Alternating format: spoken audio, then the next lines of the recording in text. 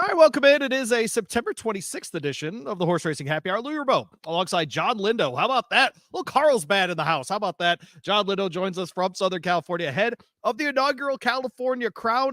John, we have wrapped up Del Mar. I know that makes you sad. Did you have fun at Del Mar this year? Welcome in.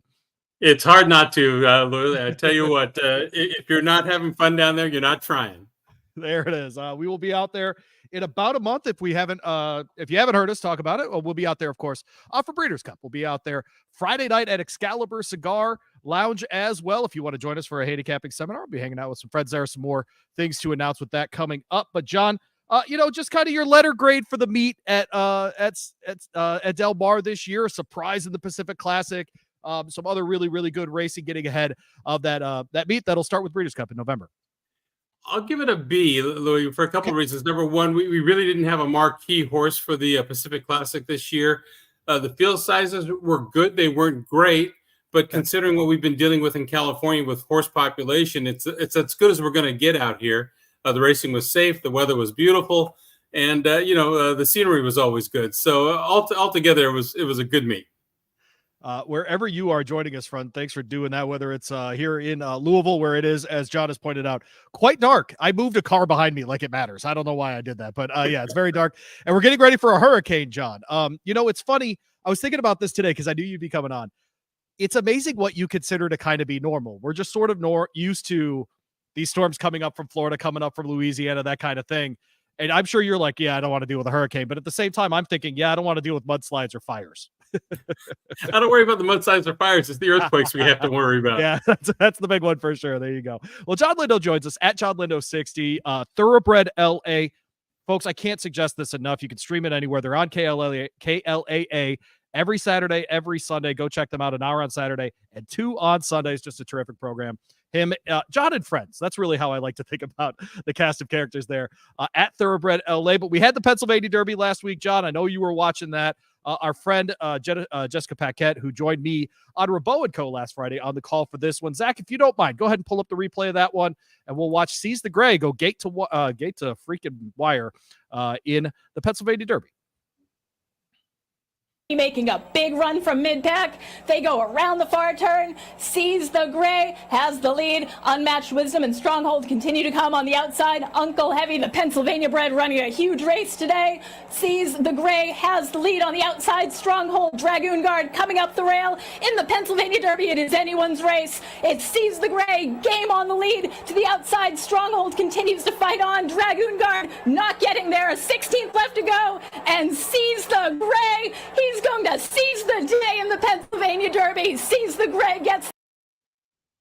Well, there you go. Another $1 million race for that horse. Unbelievable season that he's having, John. We watched that horse here in the Pat Day Mile. And then as soon as he got out, Lucas was like, hey, we're going to Baltimore. He wins that thing. He wins the Pennsylvania Derby as well. We're talking about a horse that's already raced 9 times this year. And in an era, John, when we just don't see horses this often, I hope he gets a bunch of votes for the Eclipse Award just because we got to really see this horse a lot. He did. He got conditions to order in the race at Parks. You saw him make the lead, and the other speed didn't go. I don't know why. And the inside was very good at Parks on last Saturday. So he rode a kind of a track bias, an inside speed bias, and made the lead 6 furlongs and 1:13.4. So he was a fresh horse turning for home. I give credit to Stronghold, the horse from California. Made a big looping run, actually stuck his head in front of the 8th pole. Yep. But he's done that before and kind of flattened out, and that's what he did here. But more power to Seize the Gray, Dwayne Lucas, who is not afraid to run a horse more than once or twice a year, and he benefited from that. And only 2,700 owners in the winner's circle, so the photographer was pretty happy. A little work there, that's right. The interesting thing is, John, we've had 2 guys who run their horses, and one locally that we talk a lot about here is Kenny McPeak. We talk about running his horses into shape rather than training them into shape. So we've gotten to see Torpedo Anna, for example, many times this year. Is it kind of a nice thing that we've seen these horses that are running so often winning these races? And I need to run. I forgot my plug. 1 second. Go ahead and talk.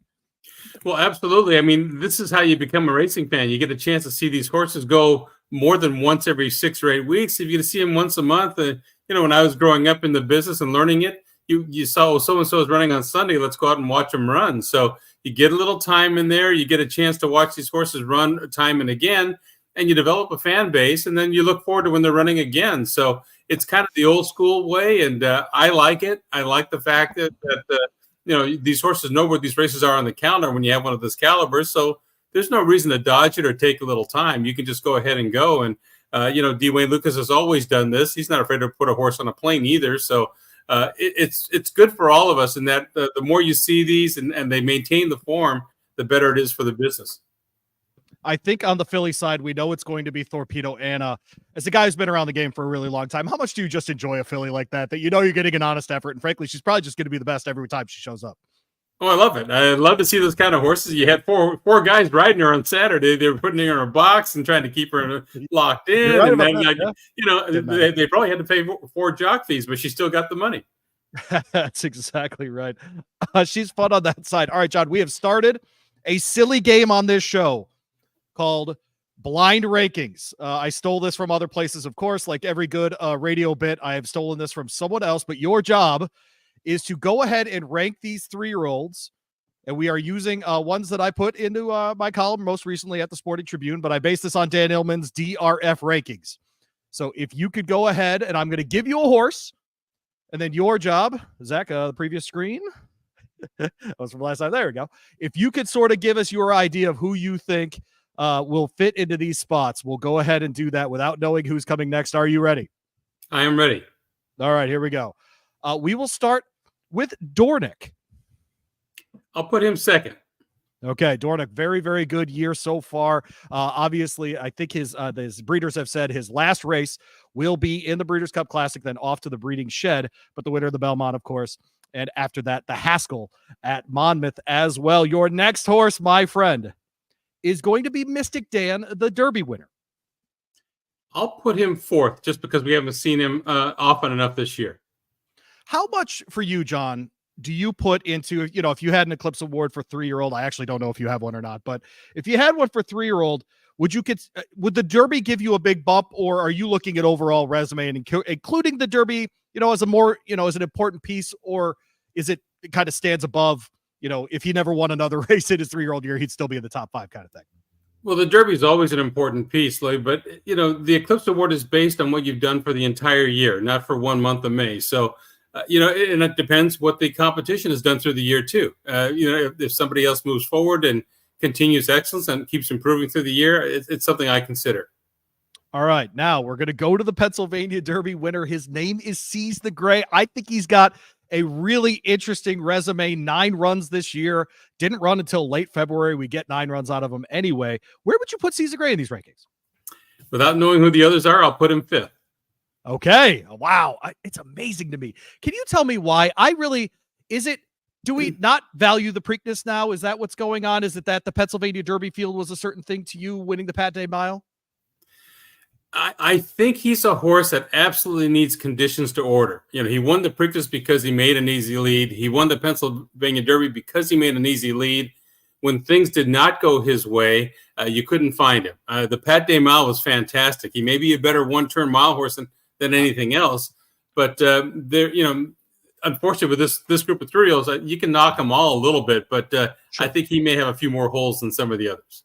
If you were in the decision makers for Seize the Gray, not one of the 2,000 owners, as you point out, would you run him in the Breeders' Cup Mile, or would you try him in the Classic? Absolutely the Mile. I agree with you. Yeah, I think a 2-turn mile for him is absolutely the way, especially with his running style. I think if he gets loose on the lead at Del Mar, I think he can absolutely. That's it. The way that track with the short stretch, send him out of the gate, see how far he'll go. I think that's totally correct. Sierra Leone is your next horse. Without knowing who I have left, I'll put him 3rd. Okay, all right, Sierra Leone. People like him more, despite the lack of wins, than a Seize the Gray. What do you like about Sierra Leone? Is it that he does make his own trip every time? I thought at the beginning of the year he was the best 3-year-old of this crop, and he had some excuses. A lot of them were self-caused, but you've got to win some of these sometime. He's danced a lot of dances, but he just he's always a bridesmaid, never the bride, and you've got to win some races to be the top of the group. So the ability's all there. He might be a better 4-year-old if he gets the chance next year.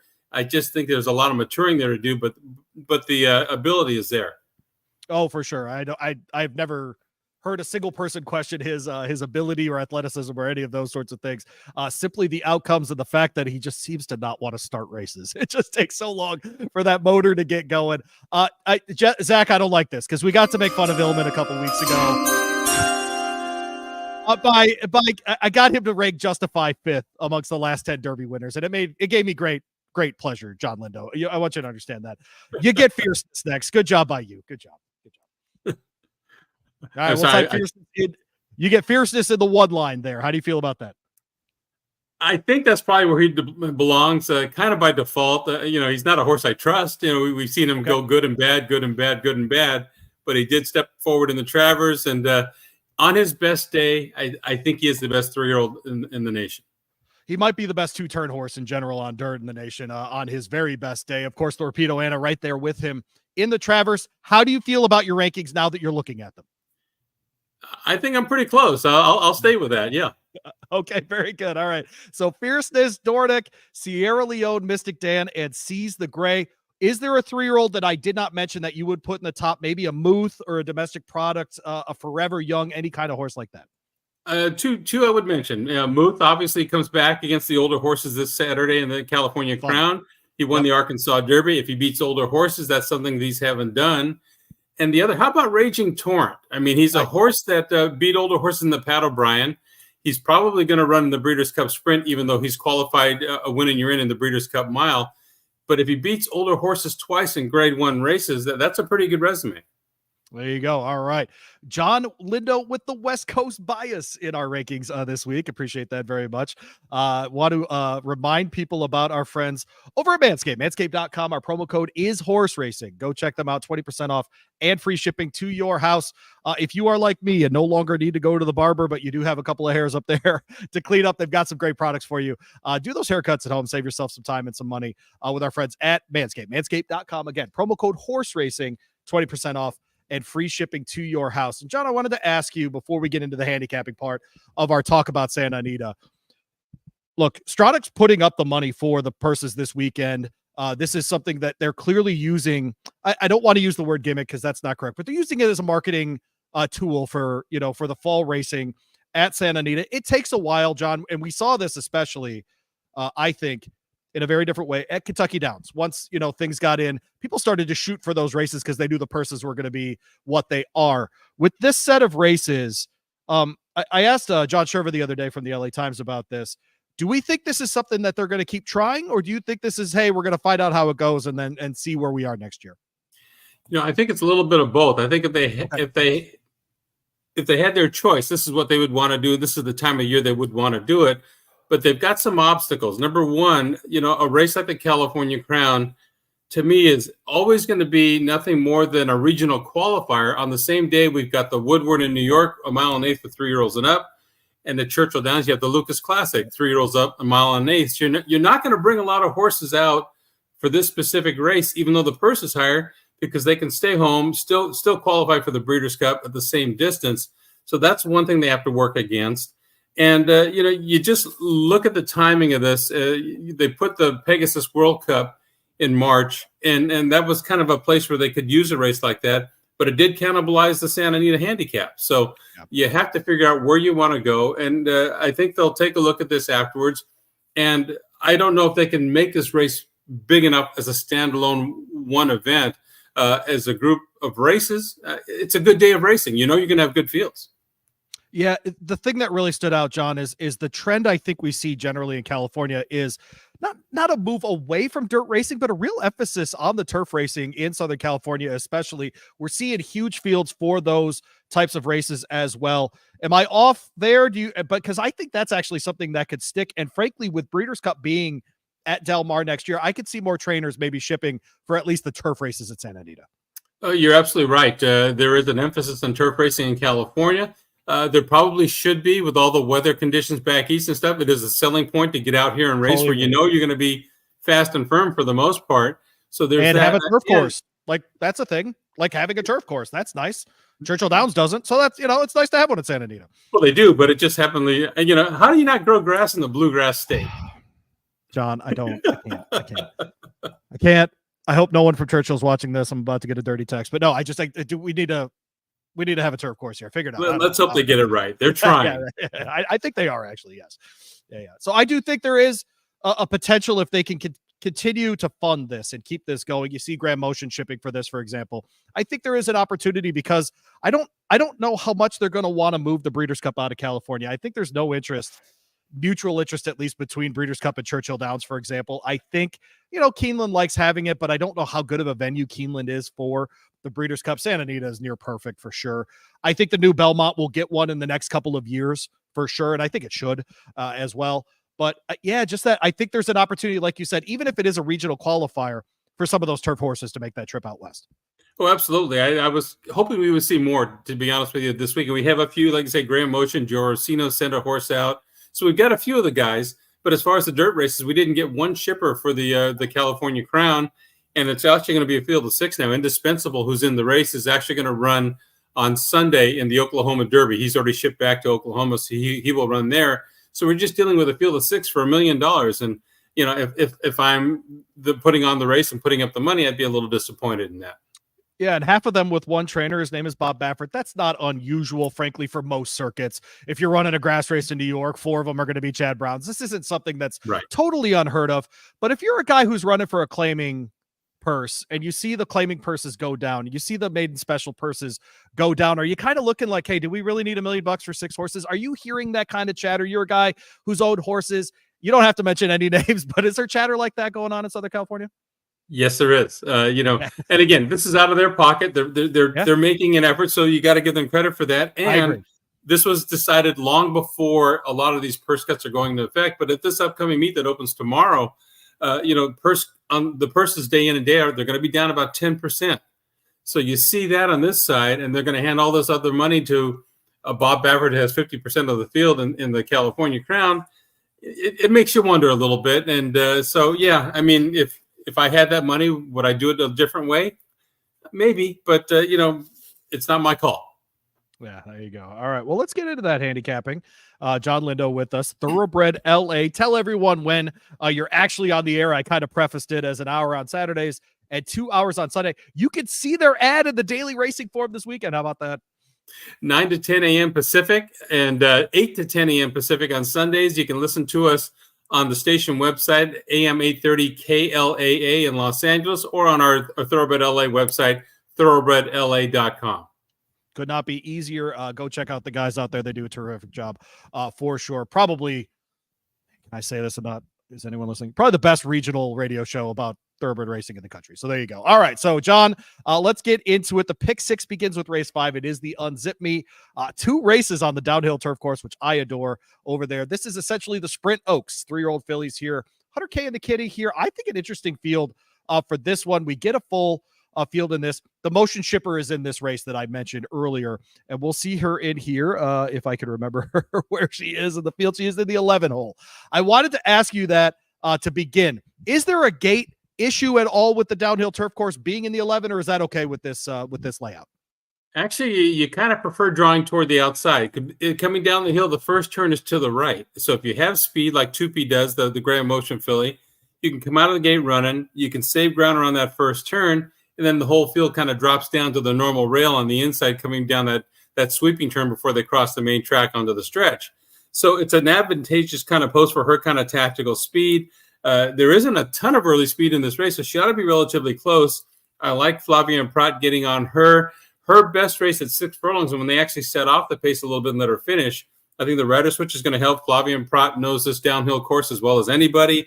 He's riding in great form. I think he won at least 3 races today at Belmont, and I think she's the right filly in here. You've got a horse coming back making her 3-year-old debut, and that was Dreamfire down on the rail. Yes, I was going to ask you about her. Coming off the layoff, she was one that really caught fire last year. They frankly started her in a stakes there at Pleasanton on the dirt. She makes the move to the turf. It turns out to be a very fruitful one. She finishes up in the track of the Breeders' Cup. I'd never hold that against a young horse, especially. Do you think this is a good spot for her to come back? I do. She's got a lot of speed and she fights. She'll fight you.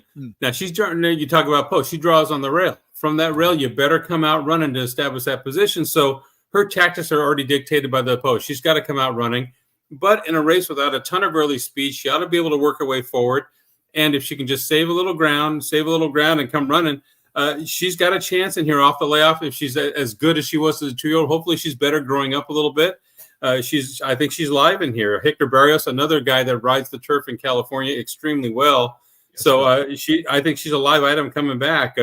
If they go too fast, if these kind of fillies go early, you have a couple fillies that are proven down the hill, including number 6, Zona Verde.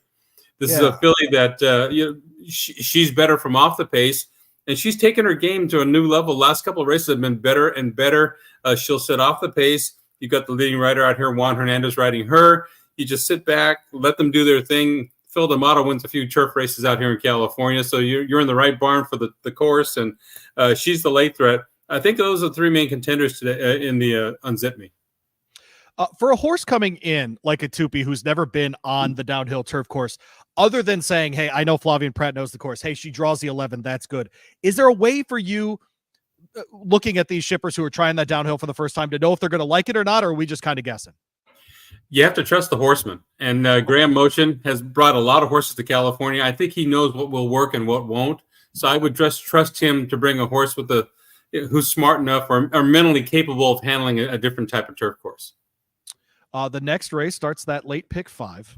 It will be race 6. It is a made special weight, 6 furlong sprint here.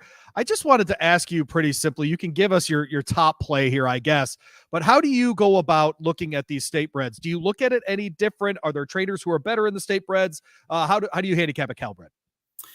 Yeah, it's pretty much nuts and bolts to me, Louis. You're still looking at, work patterns. These are young horses. So, who's good with 2-year-olds? Who do I think is going to move forward? Things like that. And nothing that changes from an open race. The Calbreds, to me, not quite as deep it feels, but there's a price horse in here I think we ought to look at. And that's number 7, You Decide. This is a filly that began her career out in Gulfstream Park, of all places, a Calbred. And it looked to me like they basically gave her a race. A lot of people did that this summer and then brought their horses to California because of the ship and win program, where you got the shipping stipend and the purse bonuses. So the reason for doing that makes sense. You've got a horse moving to dirt. She's trained really well on the dirt since she's got here. She debuted on the Tapeta down at Gulfstream Park. I think switching surfaces, she's got speed.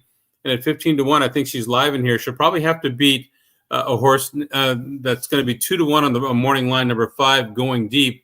A horse that ran one time, was purchased privately by the Doug O'Neill barn. And she comes off a work where she went heads up with Vlahos, who ran, was I think 2nd or 3rd in the Pat Day Mile back in May at Churchill Downs. He's a really nice sprinter. So the fact that you have a 2-year-old Calbred keeping pace with a 3-year-old like that tells me there's ability there. And the other horse in the race for me, Rizzleberry Rose, comes off a good race at Del Mar. She took a step forward in her second start. You like to see that progression with the 2-year-olds. And drawn outside, she ought to be able to work her trip. She's got some tactical speed. Rizzleberry Rose, the 8 here. Thiago Pereira gets them out there. Does anyone in California know how Hector Barrios gets his full name in the form?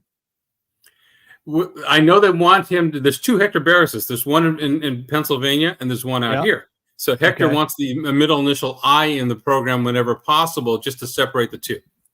Got it. All right. Well, there you go.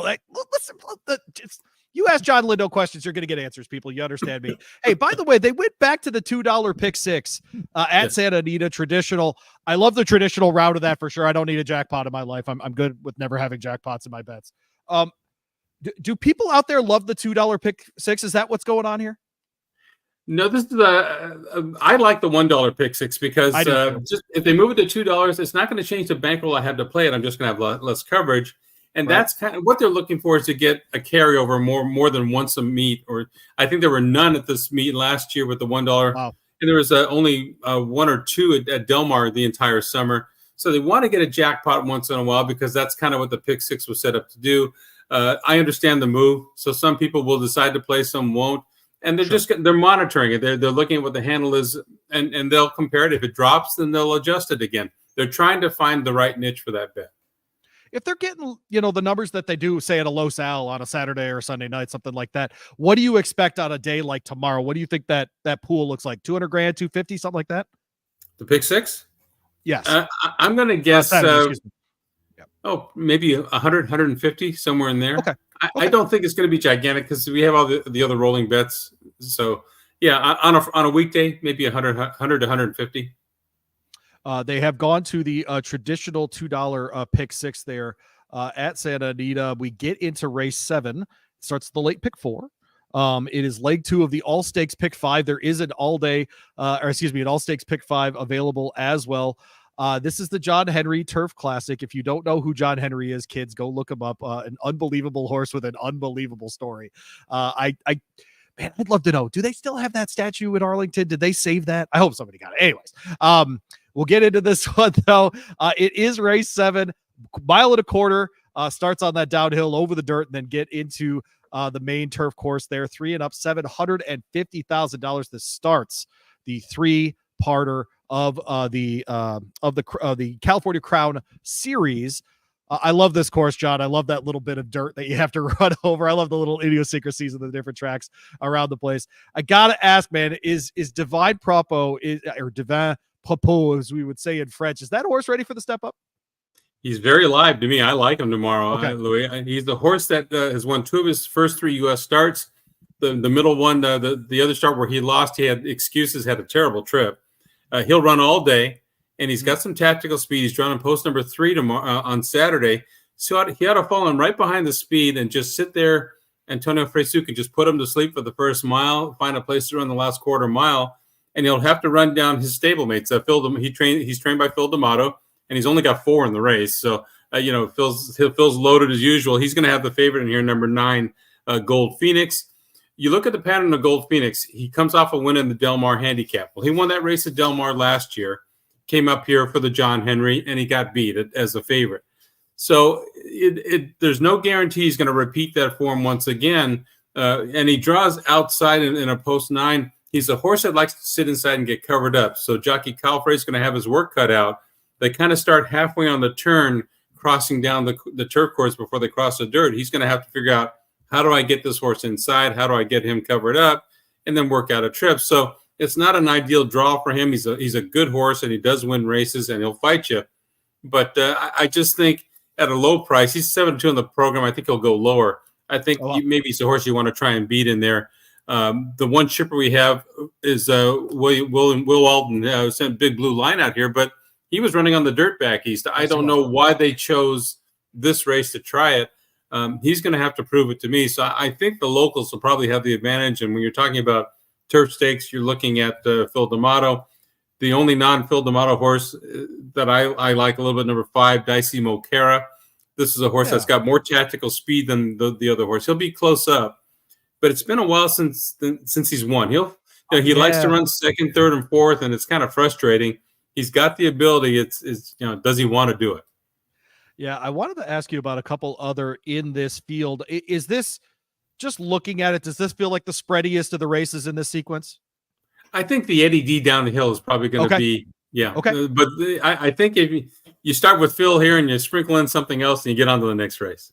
Got it. I did want to ask about Masterpiece coming in for the Dutro Barn. Juan Hernandez gets them out here. It's a horse that was close in that Del Mar handicap you just mentioned, was in the Eddie Reed earlier, the Del Mar version, if you will, at a mile and an eighth.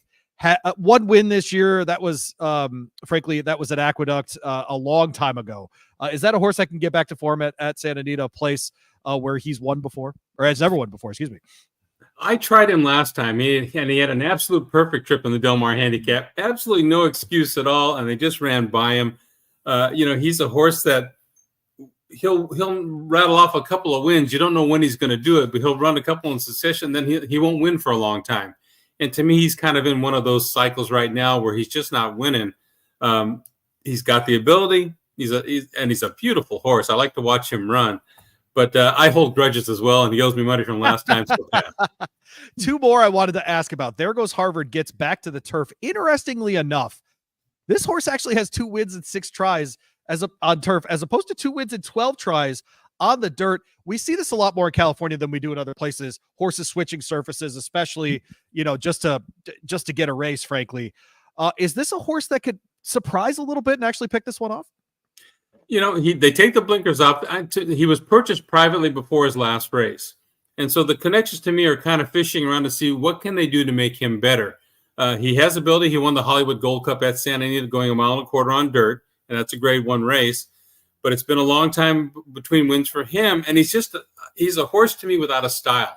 I don't know what is the trip that's going to get him a win. I think he has to be relatively close. From post 10, he probably has to go, but they take the blinkers off. So that means maybe they're trying to take the speed out of him. I don't know what they're going to do, Louis. Baldikoff is on the outside. Flavien Prat gets the mount. Is that perhaps enough to get that horse over the top here? He hates the Santa Anita turf. Hates the Santa Anita turf. Phil D'Amato has said it many times. I always bet him when he ships across the country because the form will reverse. He likes the Del Mar turf. He hates the Santa Anita turf. I won't touch him. I'll try and beat him. If he beats me, fine, because that's just my opinion. I know that's not what he wants, so I'll just go someplace else. There you go. 5 for 25 lifetime on the turf is Baldikoff. That's a hard race for me to pick out, John. I'll tell you that was not an easy one for me to put together. The late pick 3 starts in race 8. If you are just catching up on Santa Anita, or perhaps just haven't seen the articles or those sorts of things, new $3 minimum late pick 3 at Santa Anita available, only 15% on the takeout. John, as far as pick 3s go, that lines up with, say, the turf pick 3 at Ellis or at other places. That's a really playable bet. I love the reduced takeout, especially late in the day. Guys are trying to make a little score. You raise the minimum a little bit so they can't spread too much, and there's a chance to make a decent hit. So I commend Santa Anita for that. They're doing that. They have a late double that's going to be $5, and these are bets that replace those golden hour bets that were flip-flopping between Golden Gate and Santa Anita. So good for them for doing this and reducing that takeout and giving a player a shot at it. I will say this: when they announced that Golden Gate Fields was closing, my first thought was, oh no, the golden hour bets. And that's how much of a degenerate I am, John. That's just how these things I respect you for it. But that's where my brain went. I'm really happy to see this. I think this is such a terrific addition to the betting card, because I love a pick 3, but man, when I look down and I see like 22% and I see like 25% at different tracks, it just sucks so much of it out of me. I'm always playing these for $1.50, $2.50, $3, whatever. So it's nice to see that they're going to make everybody play that way, and they're at least trying something like those golden hour bets. Because frankly, John, we saw so many times that $5 double or that $1 pick 4, it always paid a little more than what I expected. Do you feel that way? Oh, absolutely. I just don't think that people can cover all the numbers like you can on a 50-cent bet. And so that's what I'm looking for, a chance. If I can beat a couple of favorites, I'm going to get paid. Yeah, it's one of the reasons I love the $1 minimum on the pick 4 over at Los Al too, because it forces you to really zone in instead of just spreading. Oh, I'm going to go all in 2 races. No, we're not doing that with $1. You're not. You don't have. No, we're supposed to handicap, right? That's right. That's exactly right. 750K in the till here for this one. 3 and up, again 6.5 on that downhill turf.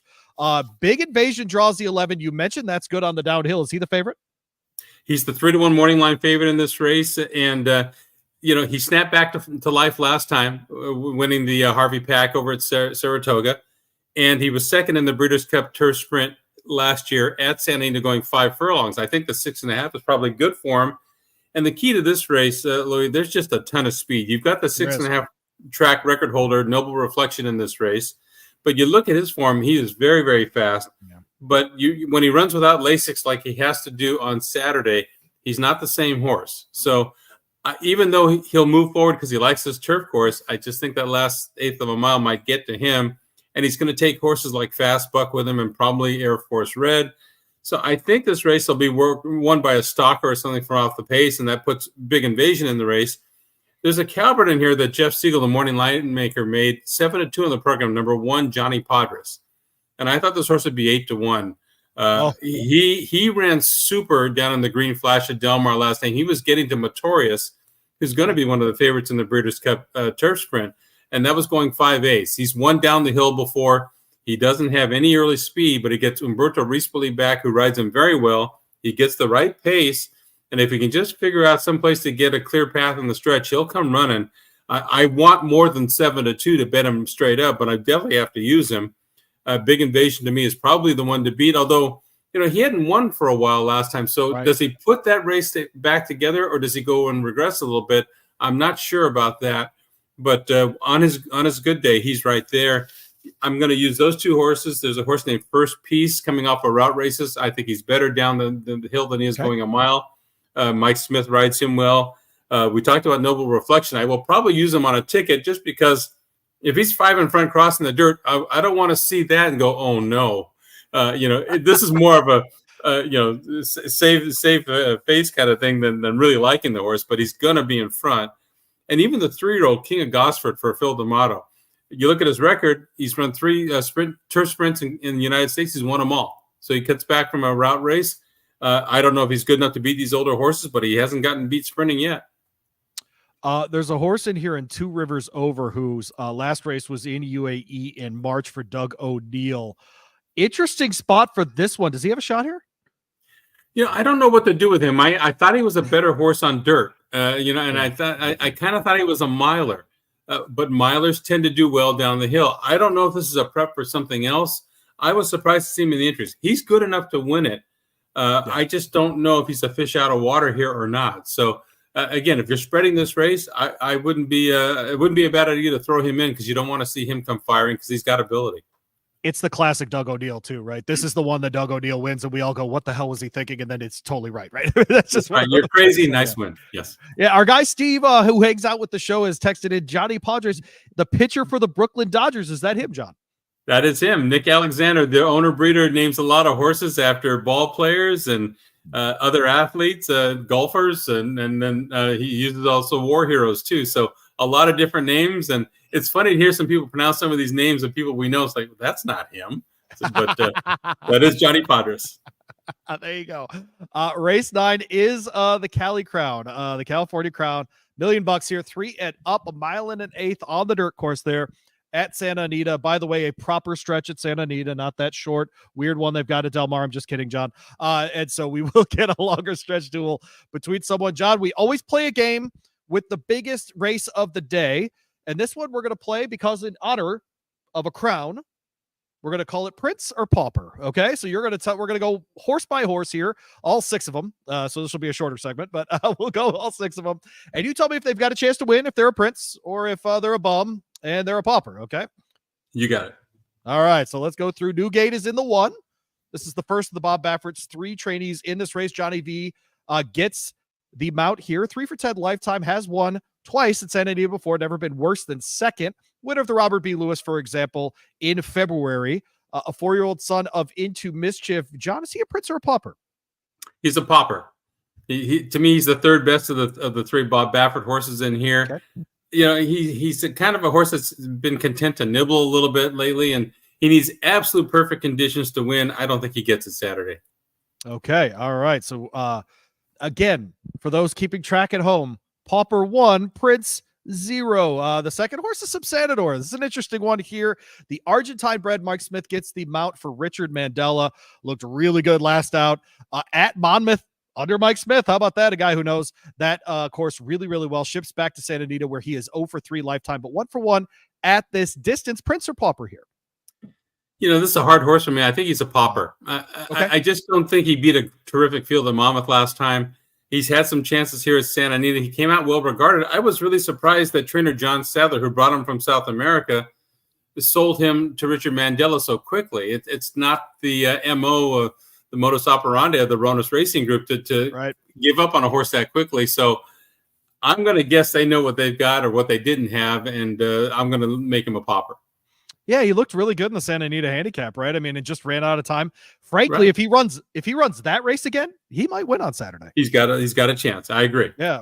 Okay, there you go. All right. The 3 is the favorite. His name is National Treasure, of course, was the winner of the Preakness in 2023. Comes back. He has since won in the Pegasus in January and, of course, dominated the Met Mile this year. 1 1/8 under Flavian Pratt for Bob Baffert. Prince or Pauper here? He's a prince. He's a horse that needs to have the lead. Once he gets the lead, he'll fight you for it. He didn't make the lead in his last start, and that was that. He was, when he didn't get close to the front end after going wire to wire in the mile, I thought, well, now he's got no chance, and that's kind of what you just throw it out because that's just him.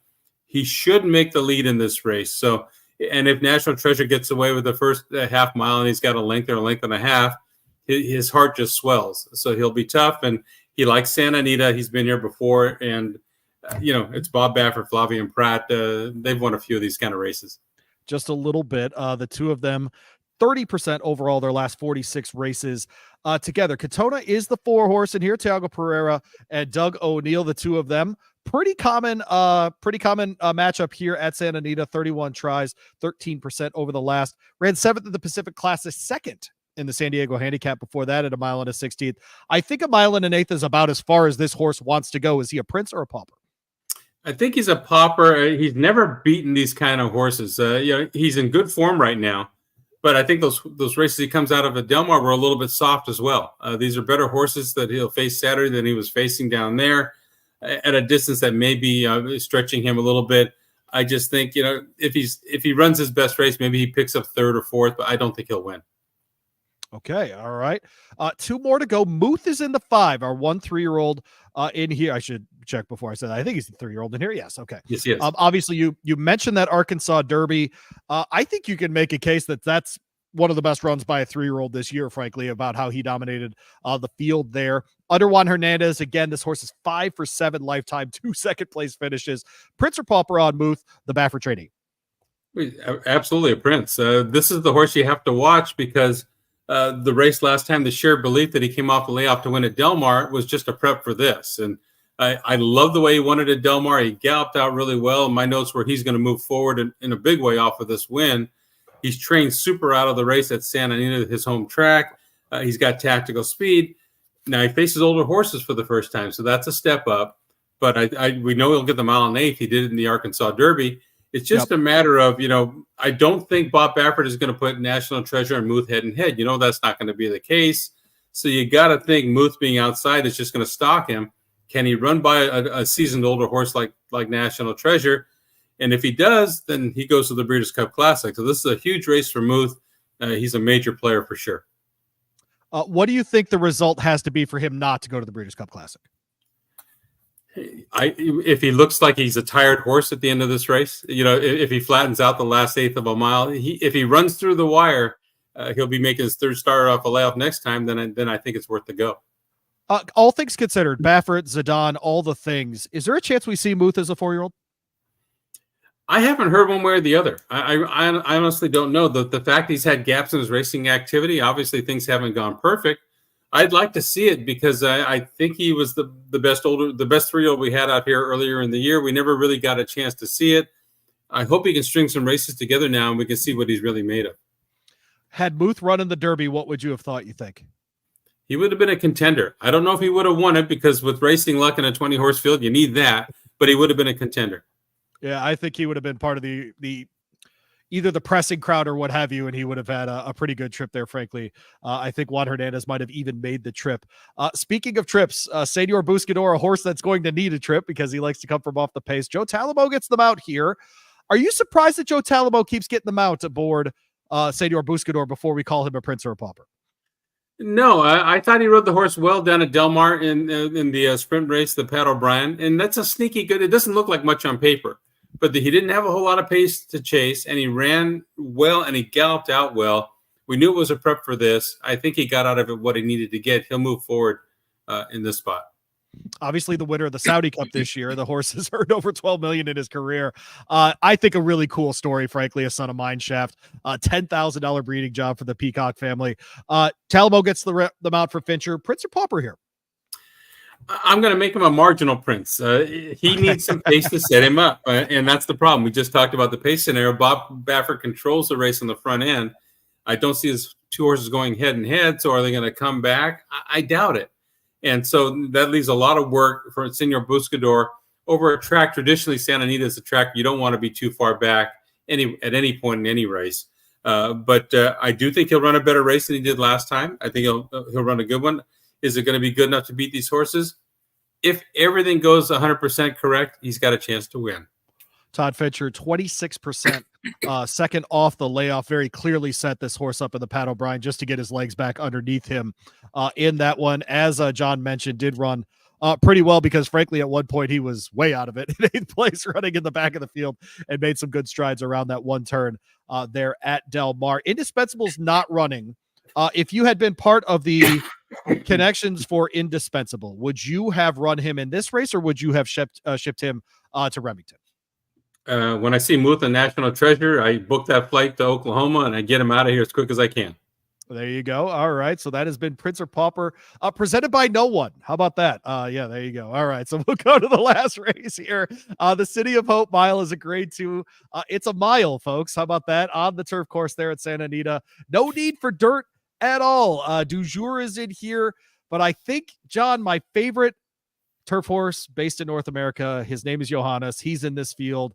Is this Johannes and a bunch of dudes, or is a horse like Du Jour live? Well, he's the man out here. He's the best turf horse in California. We talked about that, I think, earlier in the year before he had started. I thought he was the best turf horse in California, and he's not done nothing to sway me off of that. He's won all 3 starts this year, including the Eddie Reed last time. He cuts back from 1 1/8. That's not going to be a problem. He's tactical, and he's just a really good turf horse that hasn't had any blips on the screen. Everything's gone right. He's 4 to 5 on the program for a reason. But, we have one shipper in here, and that's Graham Motion's horse, Tricari, a 3-year-old facing older horses. And this horse has been really impressive this year. The American turf over there at Churchill Downs, every time I think they're going to beat him, he re-rallies. He's just game. Yeah. And there isn't a ton of early speed. The only confirmed frontrunner, I think, is number 9, Conclude, who comes off a win, in the Del Mar Mile. And he came back to his best form. He'll probably be in front, Tricari tracking him. And Johannes will be looking at those two, and it'll be a tactical race. And I think those are the 3. But if Johannes runs this race again, he'll beat those horses. Johannes, is this his best distance? Is this what he'll run at the Breeders' Cup? Yeah, he's going to go to the Breeders' Cup Mile out of this race. Chim Yakting's been pointing this. He's had this group of races on for a while, and everything's gone according to plan so far. Were you impressed with him at 1 1/8? Because I really was. I loved him. Yeah, I thought he was a winner every step of the way. And you wonder, will they run the same at 1 1/8 that he did at mile? And he finished up the same way. So we know he's got that run. And he's a horse too. If something goes wrong and he's further back than he has to be, he'll still finish. So he is not one dimensional. He'll make his own trip. 1:34 flat was the final time for the Del Mar Mile. That was won by the outside horse and Conclude. Is that repeatable, and is that a winning time at Santa Anita? That'll be right on the cusp. He'll have to run a better race, and he was all out to do that. Okay. He beat Almendarez by a nose, but he's been kind of working his way into shape all summer long. He had a couple of races where they were trying to teach this horse how to rate, and they took him back in his first 2 starts coming off the layoff, let him finish up a little bit in the Del Mar Mile. Okay, he's fit now. Let's go. They put him on the lead, and they shook loose, and that was a good race for me. He's a personal friend of mine. Yeah, I hold grudges, but I also keep pals of mine, and he was very good to me at Del Mar that day. So he's a fast horse that on his best day, and again, he's one of those horses that'll fight you. You can get to him, but can you get by him? He'll get brave if you leave him alone. What do you think would help the most if we're trying to make money on a ticket? Beating Johannes or beating the Bafferts in the California Crown? Beating Johannes, I think, because I think most tickets will use both of the Bafferts, so I think that'll cover it if one of them win. But if you can beat Johannes's 4 to 5 on the program, the shortest price in the sequence, then all of a sudden your payouts go way up. Would you rather, let's assume, and this never happens, but the morning lines hold and the morning line maker gets it right, and Du Jour is 5 to 1 and Trickery is 8 to 1. Which one would you rather bet? The value is Trickery to me. Du Jour, he's a horse that's kind of gotten off the path of winning lately, and I couldn't make an excuse for his last race. He was just kind of dull. Trickery hasn't run a bad one yet, and I've learned to respect him because I think he's beaten me a couple of times, and they had him and they couldn't get him, and one of those kind of things. So you respect those kind of horses that do that. If someone is playing the late pick 3 and they asked you, hey, what should I do in this last race? Is this where you save money and just use Johannes? It depends on your budget and what you're trying to do. If you're trying to slam dunk something, you single Johannes and try and maybe spread a little bit, getting in there to find the price. You can go. I don't think the late pick 3 is going to pay a bundle because the Baffert horses in race 9 are kind of going to eat that up. So if you're just going to try and make a profit, maybe use Johannes and maybe one other one. I would use Trickery at 8 to 1 because that would boost that payoff if I get lucky. And he's the horse we don't know out here where he fits. I think Johannes will beat the California horses. It's the one that we don't know. Maybe you use just in case. Well, John, I appreciate it very much. He's at Jon Lindo 60 on Twitter. I always wanted to ask you, are there 59 other Jon Lindos on Twitter? No, just one sick guy in front of his computer working all the time. There it is. All right. Well, he's Jon Lindo. He's our Southern California guy. We appreciate him very much joining us here on the Horse Racing Happy Hour. And John, here's the problem we got. I'm going to be out there in a month. You and I were at Santa Anita 2 days together last year and didn't see each other. We need to fix that problem. You understand me? No, I will be out in Las Vegas. I have to do a seminar on that Friday night after the first day. But I will be out there. In fact, I might have to do something on Wednesday out there. When do you get out here? Thursday, early. Okay. So I have to see what I have going on there. But one of my major sponsors on my radio show has asked me to come out and do some stuff in their studio. And when they call, you go do it. So that's we'll right. have to play it by ear. And by the way, we're on the Sporting Tribune's Twitter feed here. A bunch of people. They're based in Las Vegas, actually. So John is a go-to at the South Point. Make sure that you keep track of all those things as well. John, really appreciate it, man. I'll see you in a month. Enjoyed it, and we got to get together for sure. I'm with you. Thanks, John. Appreciate you. He's Jon Lindo, Thoroughbred LA. Again, thoroughbredla.com. Go check them out. Great program every Saturday and Sunday. KLAA out there on the West Coast if you are any of our subscribers there in Southern California. So thanks to John for joining us, of course, here on the Horse Racing Happy Hour. Zach, you are welcome to jump on screen with me here. I wanted to tell people we'll have it up on the platform tomorrow. I'm talking to Tony Kalo. He calls races at Turfway and Ellis, but when he's not doing that, he is sitting on the desk at Churchill Downs. He will join me on Rabeau & Co. tomorrow at 10:20 Eastern time to preview the stakes races this coming Saturday at Churchill Downs, including the aforementioned Lucas Classic and some other races as well. Going to be a wet one up here, Zach. The ACAC, one of the great races, just because I like to say ACAC. Yep, that I agree with that. I'll give you that one, Louis. It reminds me of an at. A little at. Is that a Star Wars reference? Did you just do a Star Wars thing? Yes, that is a Star Wars reference. Look at me understanding Star Wars references on the fly. How about that? It's one of those night races and they do the themes every year. Yep. The theme is Oktoberfest. And I talked to Caitlin Free earlier this week and I said, are you doing the Lederhosen? And she rightly pointed out, it's like $300 to get Lederhosen. Oh yeah. I mean, you could get the cheap $20 ones off of Amazon. Come on. I signed with Caitlin on this one. She's like, I'm just putting on some flannel and dealing with the rain. I'm like, that's Oktoberfest. That's good. Yeah, sure. Yeah, sure. You get called out on this show, Caitlin Free. You understand me? 100%. I'm not even lying. That's a full call out. Oh man, that's the good stuff. If you did miss our episode earlier in the week, I had John Sherva on from the LA Times, just to preview all things happening at Santa Anita right now and leading into the Breeders' Cup there at Del Mar. We'll be out there again that Friday night, the 1st of November. John will be in Vegas. We'll be in San Diego at Excalibur Cigar. If you ever wanted to meet producer Zach, that's your opportunity. So he'll be out there with us, that night as well.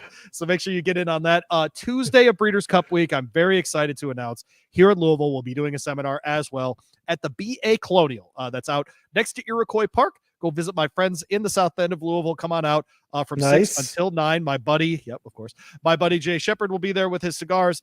And we are about to announce something very, very fun as far as an ADW sponsor as well. We'll have some giveaways and different things out there. Please come and buy a beer so that I don't have to pay for the space. That's all I'll say. All right, there you go.